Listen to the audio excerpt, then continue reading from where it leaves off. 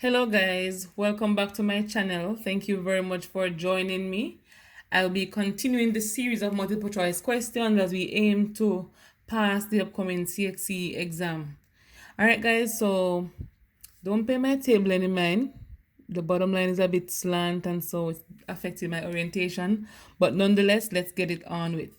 So we have a frequency table here. A cumulative frequency table has to do with hours and the number of hours a bulb remains lit and the number of bulbs. All right, so it says a random sample of 60 electric bulbs is tested to find out how many hours each will stay alight. So the part A says examine the table. What will be the cumulative frequency for, and they say the class is 130 to 139. So we know, guys, once it says cumulative frequency, we're going to be adding the frequency going down until we reach the final of 60, because it said it's 60 bulbs they used. So with the cumulative frequency table, we will be rewriting the first line, which is 1. So we write it back, because 1 plus 0 is just 1. It says 1 bulb we're starting out with. 1 plus 2 give us 3. 3 plus 3 give us 6. 6 plus 5 give us 11. 11 plus 8 give us 19. 19 plus 11 give us 13. So we add going down, guys, cumulative frequency with the corresponding, with the upcoming frequency. So if you don't know how to do this, guys, I have a video on it, so you can go ahead and watch that video for further clarification. But for this question, it says examine the table for 139, for 130 to 139 hours. So we go across, and that's the green line here. And so this purple area here, I took it out to represent the missing slot. So right here, guys, gonna be 11 plus 8 to give us 19. And so 19 is the solution for this question. All right, so let me go again. So it's going to be 1 plus 2 give us 3. 3 plus 3 is 6. And you add going down. All right, until the total should be 60. And that's very important, guys. I'm going to keep this table below here, because we're going to need a table to do these two questions. So it says how many bulbs stayed alight for no more than 159 hours. So we know no more than here. There's a different color marker. No more than here, guys, basically saying less than or equal to. All right, so x is less than or equal to 159. So less than 159 would be everything above the 159 column, including the 159. So it's going to be all of this region here, guys. So you're going to be adding up all of these numbers to get a value. So when you add up 1 plus 2 plus 3 plus 5 plus 8 plus 11 plus 13, that should give you 43. And so we know that 43 bulbs stayed alight for no more than 159 hours. And B is the answer. All right, guys, the next question, and the table will be used again. It says, what is the probability of selecting a bulb at random that stayed alight between 139 and 130 and 169 hours inclusive?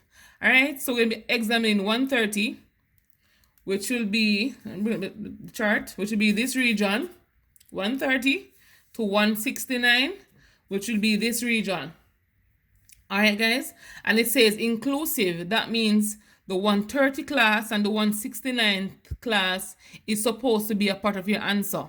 So if you add 8, 11, 13, that should give you a particular, so 1, and 7. So we're going to be adding right here. So we're going to be adding 8 plus 11. So it's 8 plus 11 plus 13 plus 7. 13 plus 7 we know will give us 20. 11 plus 8 will give us 19.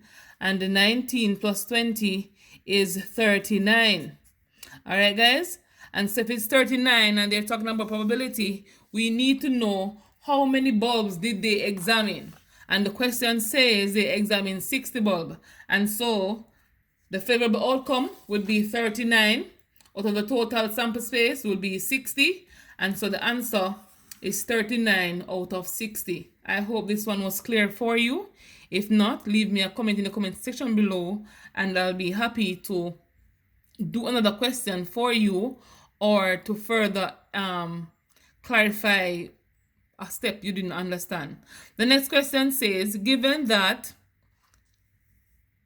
so basically I set notation here, x such that x is, so once you have a double inequality going on here, you read from the middle to the opposite direction. So you read from the middle to the right, middle to the left. So given that x is such that x is greater than or equal to 3, all right, and x is less than 9.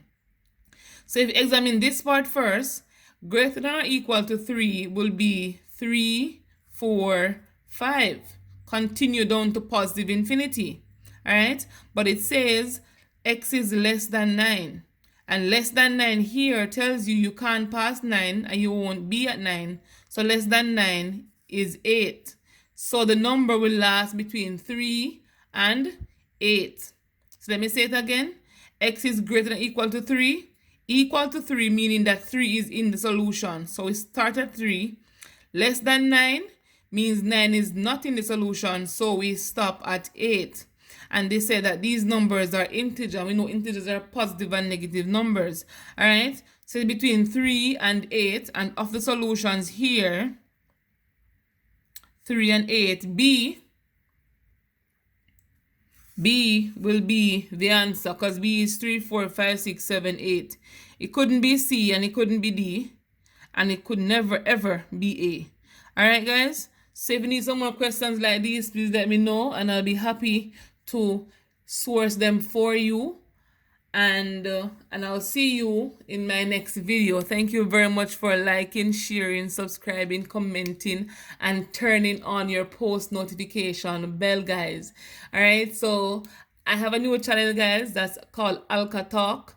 Go over there and subscribe to it. I am there to give you motivational speeches instead of leaving them in the math group. I'm gonna be doing that one for motivational thoughts.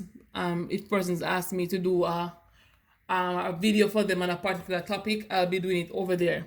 All right, guys, so thank you very much for watching. I'll see you on the next one.